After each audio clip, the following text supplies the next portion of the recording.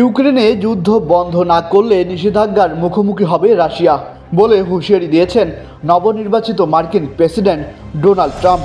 ক্ষমতা গ্রহণের পরেই উঠে পড়ে লেগেছেন নিজের প্রতিশ্রুতি বাস্তবায়নে। অবৈধ অভিবাসীদের যুক্তরাষ্ট্র থেকে বিতাড়িত করা, বৈচিত্র্য সমতা এবং অন্তর্ভুক্তি স্কিমে কাজ করা সব মার্কিন সরকারি কর্মকর্তাদের দ্রুত ছুটি দেওয়ার নির্দেশনা দিয়েছেন তিনি। ক্ষমতায় এসে বিশ্বব্যাপী যুদ্ধ বন্ধ করার আশ্বাস দেওয়া মার্কিন প্রেসিডেন্ট ডোনাল্ড ট্রাম্প হোয়াইট হাউসে ফিরেই নিজের প্রতিশ্রুতি বাস্তবায়নে যেন উঠে পড়ে লেগেছেন। ক্ষমতায় আসার আগেই লেবানন, ফিলিস্তিনি, ইসরায়েলে আগ্রাসন বন্ধের পর এবার তার লক্ষ্য রাশিয়া ইউক্রেন সংঘাত বন্ধ করা। এই লক্ষ্যে রুশ প্রেসিডেন্ট ভলোদিমির পুতিনের উদ্দেশ্যে একের পর এক হুঁশিয়ারি দিয়ে যাচ্ছেন তিনি। এবার ইউক্রেন যুদ্ধ বন্ধ না করলে রাশিয়ার উপর উচ্চমাত্রার কর, শুল্ক ও নিষেধাজ্ঞার আরোপের হুঁশিয়ারি দিয়েছেন ট্রাম্প প্রশাসন। ট্রাম্পের সামাজিক যোগাযোগ মাধ্যম ট্রুথ সোশ্যাল এক পোস্টে একথা জানিয়েছেন। এদিকে অভিবাসন নীতি নিয়ে কঠোর পদক্ষেপের প্রতিশ্রুতিও বাস্তবায়নে নেমেছে ট্রাম্প।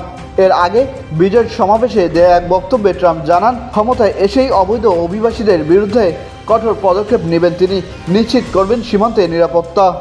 এরই ধারাবাহিকতায় ব্রিটিশ গণমাধ্যম বিবিসি জানায়, প্রায় 1000 সেনাকে যুক্তরাষ্ট্রের দক্ষিণাঞ্চলের সীমান্তে মোতায়েনের পদক্ষেপ নিয়েছে ট্রাম্প প্রশাসন। একই সঙ্গে বাস্তবায়ন করেছেন দ্রুত অপসারণ নীতি, যে অনুযায়ী কোনো অভিবাসী যদি প্রমাণ করতে না পারে যে তারা 2 বা তার বেশি বছর ধরে যুক্তরাষ্ট্রে বাস করছে, তবে তাদের নিজ দেশে ফেরত পাঠানো হবে। ট্রাম্পের দাবি, জাতি বর্ণ নির্বিশেষে মেধার ভিত্তিতে তৈরি যুক্তরাষ্ট্র গড়ার পথে এই সংস্থাগুলো বাধা স্বরূপ। আহসান সাকিব হাসান, আকা জমিন, নিউজ ডেস্ক।